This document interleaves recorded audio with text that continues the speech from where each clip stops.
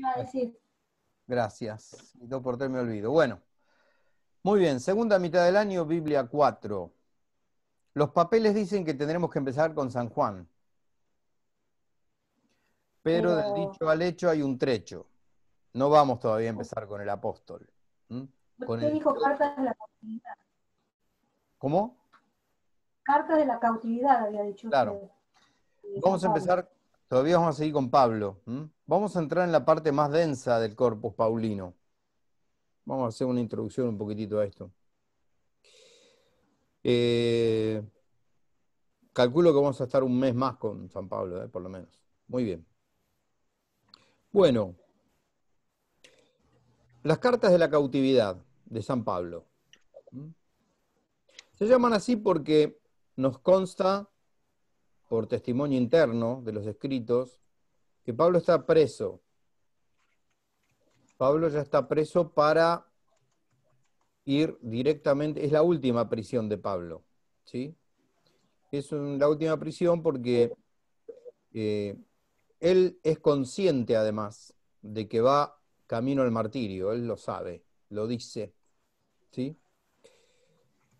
Esta última etapa de la vida del apóstol es sumamente significativa para todo el cristianismo, para el estudio que estamos haciendo en esta materia y para la geografía del Nuevo Testamento en general, porque nos va a encontrar con un escritor sagrado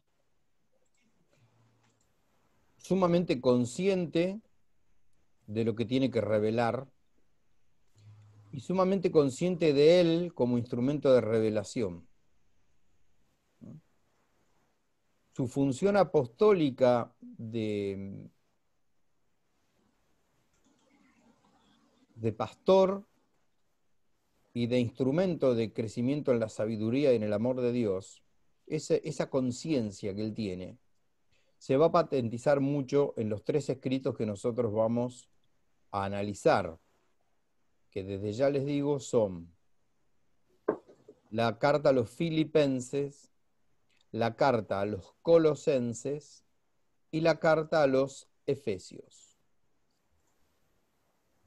El Nuevo Testamento registra algunos otros escritos de la carta de esta cautividad de Pablo, como es, por ejemplo, la carta a Filemón, que nosotros no la vamos a analizar. No porque no lo merezca, sino por una cuestión de tiempo. En esos 3 escritos que nombré, Pablo va a apostar a otro momento de su predicación, a un momento mucho más adulto, mucho más alto, mucho más contemplativo y revelador. Por un lado, las comunidades destinatarias van a tener comunidades eclesiales mucho más maduras en la fe que las de Roma, las de Corinto y las de Galacia. Tanto la comunidad de Filipo como la de Colosas y las iglesias de Éfeso, digo las iglesias de Éfeso porque la carta a los Efesios es una carta circular, es una carta encíclica, donde él da instrucciones pertinentes a que esa carta gire, gire por las iglesias de la Odisea, de Éfeso, y se me fue la tercera ahora, no me acuerdo. Hierápolis creo que es. Sí. Esto que hoy nosotros todavía registramos con el dato de encíclica, viene de esta época. Una carta encíclica es una carta que circula, por eso ciclo, por eso encíclica, por eso circular, ¿no? Aguárdenme un segundito.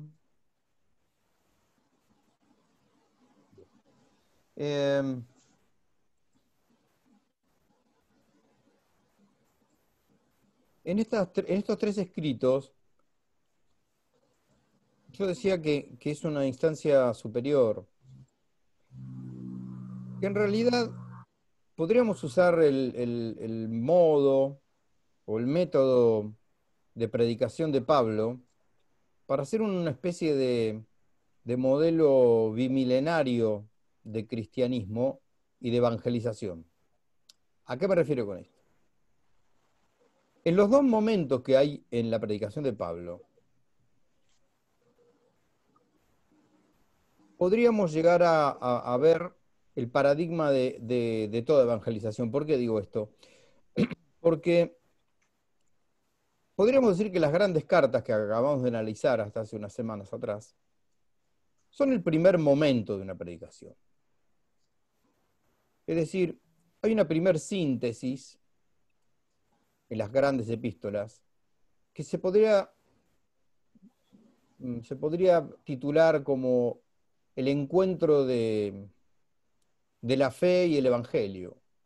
El encuentro de estas comunidades ya venidas del paganismo o ya más con una raíz judía, como podían ser la de Galacia o la de Roma, donde había una judería muy grande en Roma. Esa sería una primera etapa, es decir, la etapa de conversión, de dejar atrás los vicios, la vida de pecado, el hombre viejo, como diría San Pablo, e ingresar a la vida de la gracia.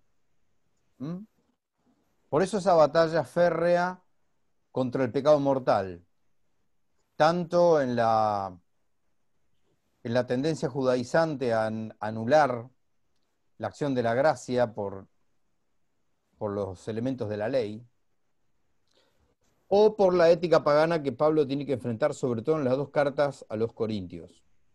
Eso sería un primer momento. Es la catequesis querigmática, es la catequesis de anuncio que se hace cuando uno va a presentar el Evangelio, sea a una comunidad, sea a una persona, sea a una escuela, sea donde sea. ¿Sí? Es el primer contacto con la fe que uno le hace tener al oyente. Siempre en la predicación hay un oyente. Un segundito.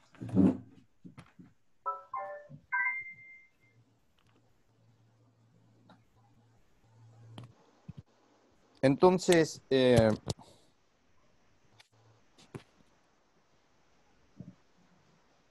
escuchan bien, verdad? Sí, sí, lo escucho bien. Gracias.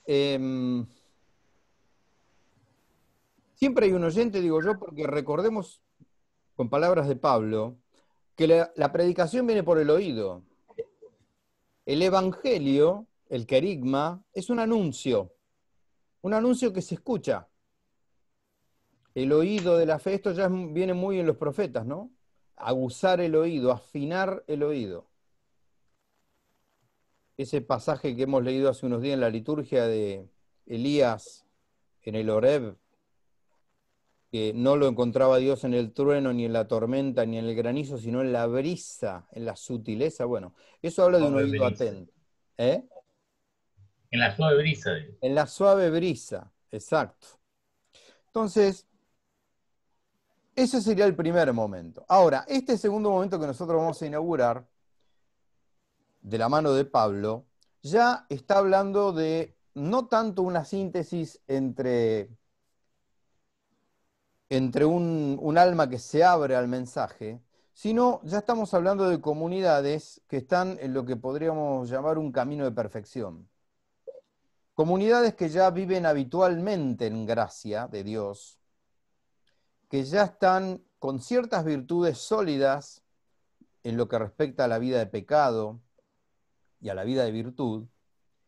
Y Pablo es consciente de que a esas comunidades Dios las va a hacer crecer en el misterio por medio de su predicación apostólica.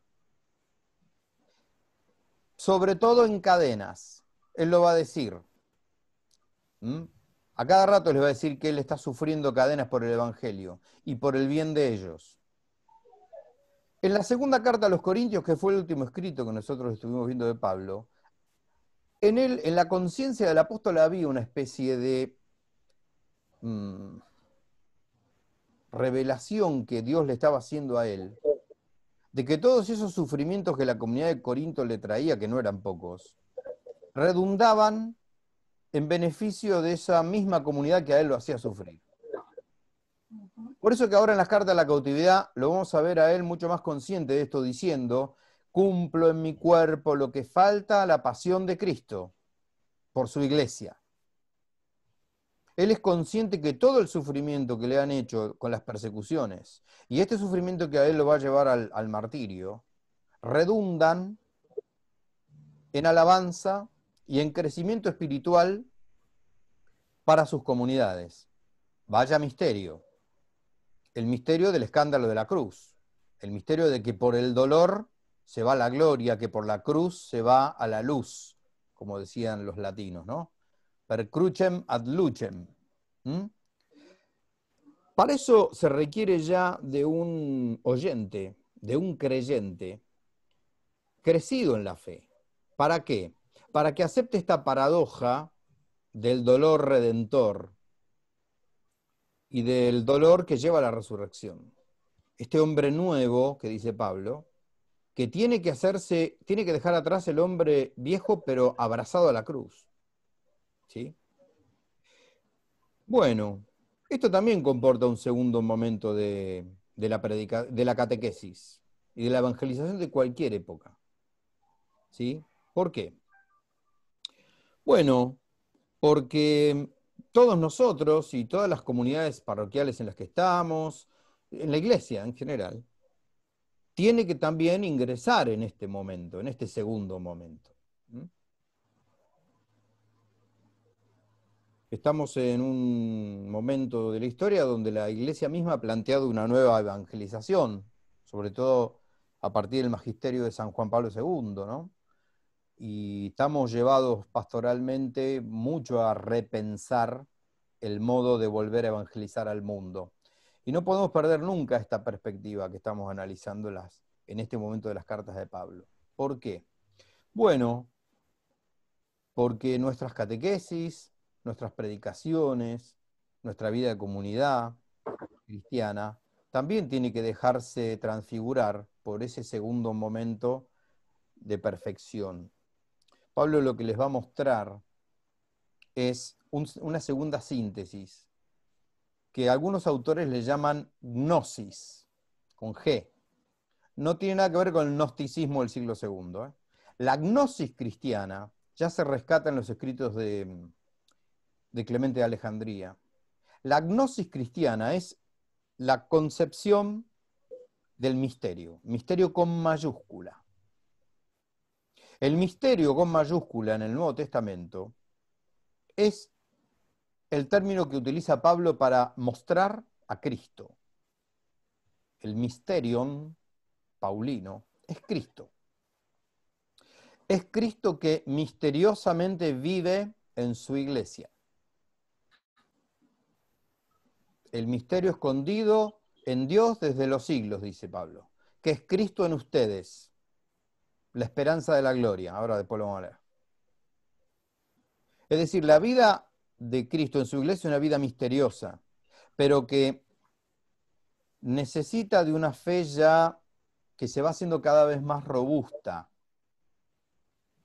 No una fe incipiente del que recién se asoma al Evangelio y está luchando para salir de la vida de pecado.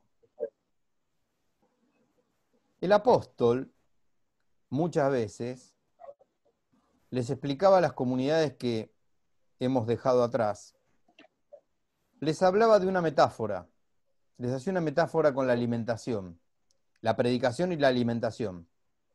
Muchas veces a Pablo les hemos escuchado decir que les he tenido que dar leche tibia, alimento de niños, porque todavía no pueden digerir o resolver alimento sólido, como si fueran bebés. Vieron que al bebé no le podemos dar comida sustancial, un churrasco, no sé, un asado.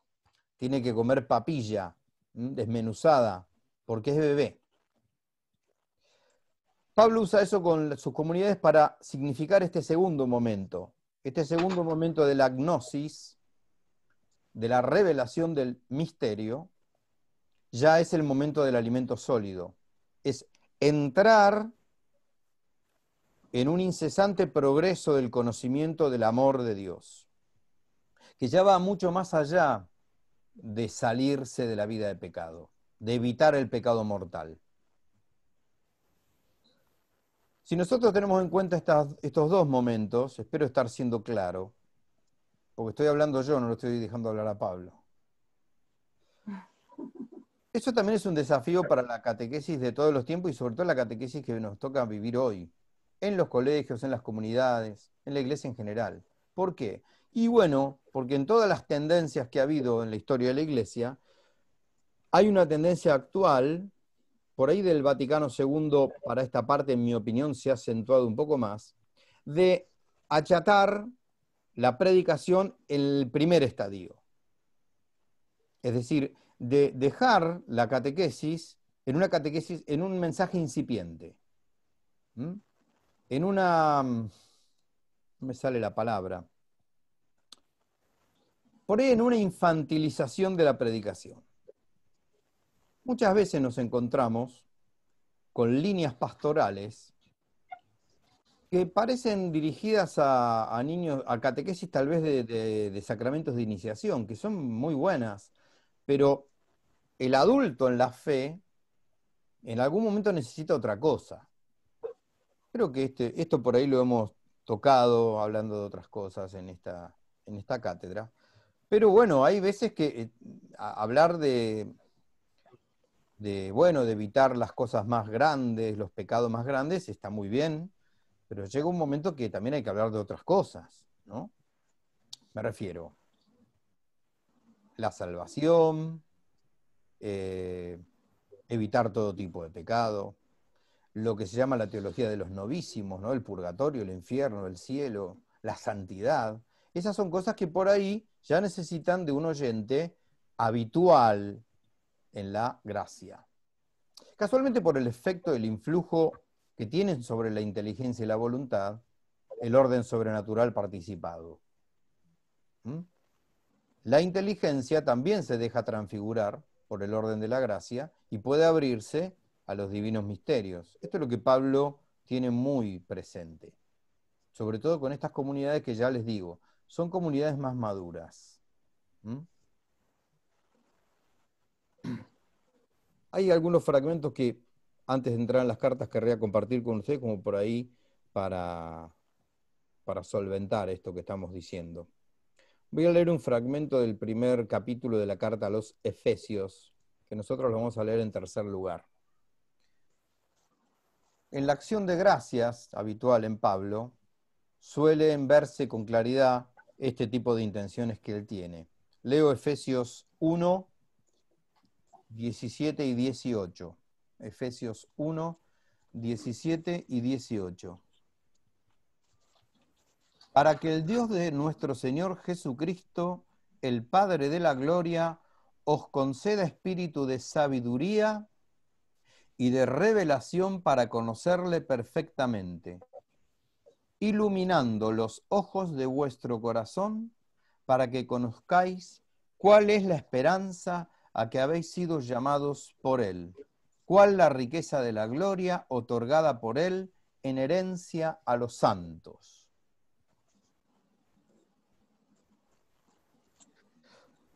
Fíjense cómo está explicitada la función orante del apóstol, que reza y pide a Dios que se le revele a las comunidades. Pablo es consciente de que él es un instrumento de revelación, es un instrumento orante de revelación. Yo viajaría rápidamente al principio de la primera carta a los Corintios, después de que Pablo dirime un poco el problema de las facciones, cuando se habla de la sabiduría humana y la sabiduría divina. ¿Recuerdan ese pasaje? Cuando él les explica a los corintios que la sabiduría de Dios es, de algún modo, locura y escándalo. Les habla de la necedad del querigma. Dios eligió salvar al hombre por la necedad del anuncio. La necedad, ustedes piensan, ¿no? ¿Cuál es la necedad? Bueno, lo que los ojos estrictamente en el orden natural, no pueden entender. Es decir, lo que ahora va a revelar Pablo a los ojos del mundo es siempre un escándalo. Es siempre inentendible. Hay un punto en la verdad y en la revelación del misterio en donde solamente el alma que se deja elevar por la fe al orden sobrenatural puede tener como asequibles dichos misterios. ¿Me explico? Vuelvo un poquito a lo de hoy. Muchas veces nuestras catequesis suelen ser nada más que de leche tibia y de papilla, porque le tenemos miedo al escándalo. Es un pecado que cometemos muchos, todos. En el corazón tenemos esa tendencia natural, a rebajar el misterio. Creo que acá se dio a hablar alguna vez, no hace mucho creo, de palabras que se permiten y palabras que no se permiten. Palabras que se lavan. En la predicación nuestra de acá del siglo XXI, ¿sí? La palabra pecado, la palabra infierno, la palabra, sí, pecado mortal sobre todo. Suena antipático, ¿no? Muchas veces tenemos la tentación en el corazón de nuestras clases, en nuestros grupos parroquiales, en donde sea, lavar todo lo que vaya a resultar áspero, como si estuviéramos pisándole la papilla al niño bebé para que coma. Está bien, cuando se trata de nuevos, de iniciados, hay que cumplir aquello que el Señor decía, ¿no? No apagar el pabilo que humea, ¿sí? No quebrar la caña que ya está rajada. Pero cuando la comunidad ya está robusta y cuando hay un momento en que el oyente, que el cristiano, el evangelizado, el catecúmeno, tiene que saltar. ¿A dónde? Y a los grandes misterios. Y ahí hay que dar un poco de papel un poco más consistente. Porque ahí aparecen las verdades del misterio. No sé si soy claro con esto. ¿Sí? Sí, pero si me permitís acotar algo.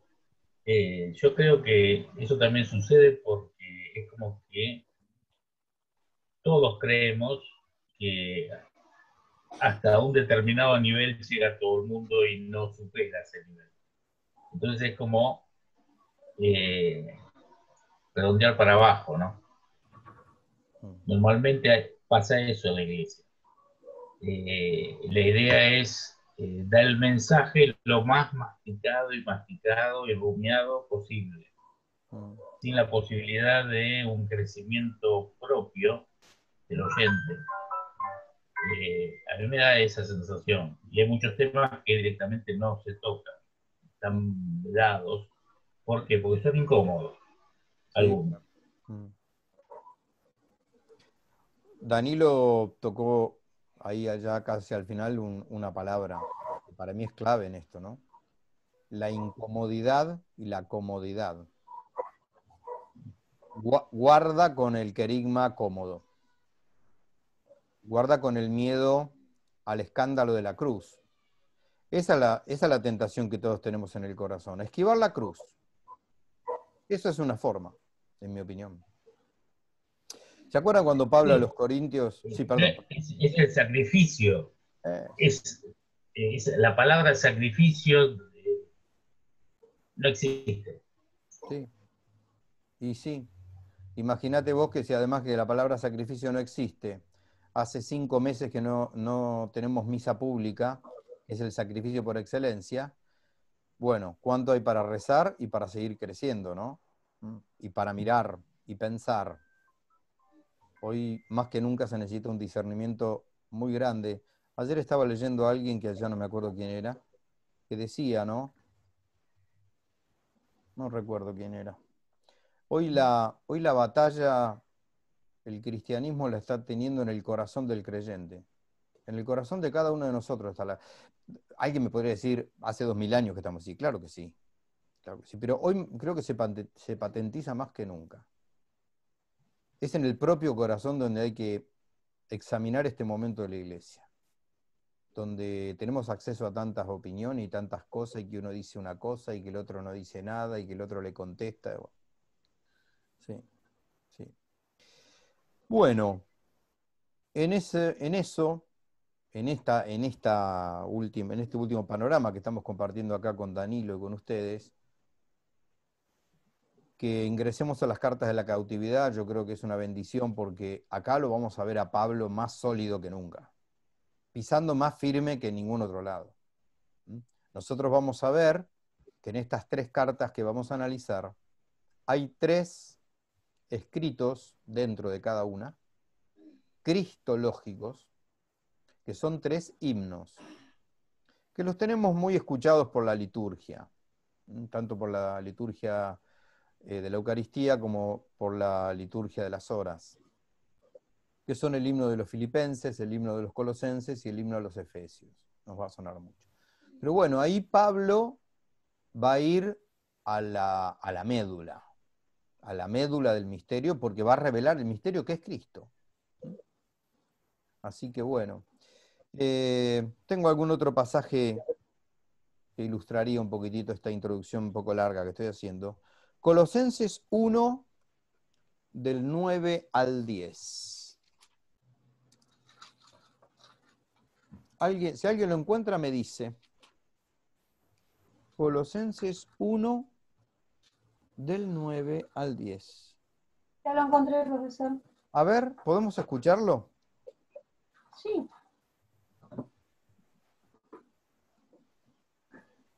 Pablo, apóstol de Cristo por la voluntad de Dios. Perdón. El hermano Timoteo. Sí. Perdón.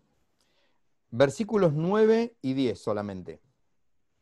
Ah, solamente 9 y 10, Sí. sí. Y además, sí. Perdón, sí. Perdón yo también, ¿eh? No, Gracias. no, acá estamos. Por eso, desde que nos enteramos de esto, oramos y pedimos sin cesar por ustedes, para que Dios les haga conocer perfectamente su voluntad y les dé con abundancia la sabiduría y el sentido de las cosas espirituales. Así podrán comportarse de una manera digna del Señor, agradándole en todo, fructificando en toda clase de obras buenas y progresando en el conocimiento de Dios. ¿Ven? Ahora la manera digna de vivir, digna ante el Señor, consiste en conocer. En el pleno conocimiento de su voluntad, con toda sabiduría e inteligencia espiritual. Esa es una manera digna de vivir, el conocer. Ahora no basta solamente con evitar el pecado mortal, o la idolatría, o el adulterio, o el incesto, como pasaba en Corintios, o no volver a los elementos de la ley, a la circuncisión, a los novilunios, no. Ahora la manera digna, el paso a seguir para seguir viviendo dignamente ante el Señor, es conocer su voluntad más profundamente. Y para eso vuelve a aparecer esto que recién nombró nuestra compañera en el versículo 9. Nosotros no dejamos de rogar y de pedir que lleguéis al pleno conocimiento. Reza por eso. No les dice que está rezando para que no caigan en pecado mortal. Eso por supuesto que también. Ahora reza para que Dios les revele mayormente su voluntad, es decir, que puedan digerir ese alimento sólido. ¿Se ve? Bueno, esto es un tema que a mí me encanta, porque creo que tiene una vigencia total. Lo importante que es que cualquiera de nosotros que tenga la función de anunciar y de enseñar, pueda pasar esto que hoy decía Danilo, no subestimar al otro pensando que no lo va a entender, que se va a escandalizar. Hay que confiar más en el bautismo del otro. El alma esa que me está escuchando está bautizada, por lo tanto ya tiene la inhabitación trinitaria. ¿Cómo que no va a entender esto? ¿Sí? Pero lo que pasa es que tengo que rezar por él también. Esto que hace Pablo, el profesor lo tiene que hacer por sus alumnos. Tiene que rezar por sus alumnos. ¿Sí? Bueno, vamos a bajarnos de esta sesión que ya expira y nos volvemos a subir, ¿sí? ¿Les parece? Bueno. Bueno, Sí. nos vemos en breve.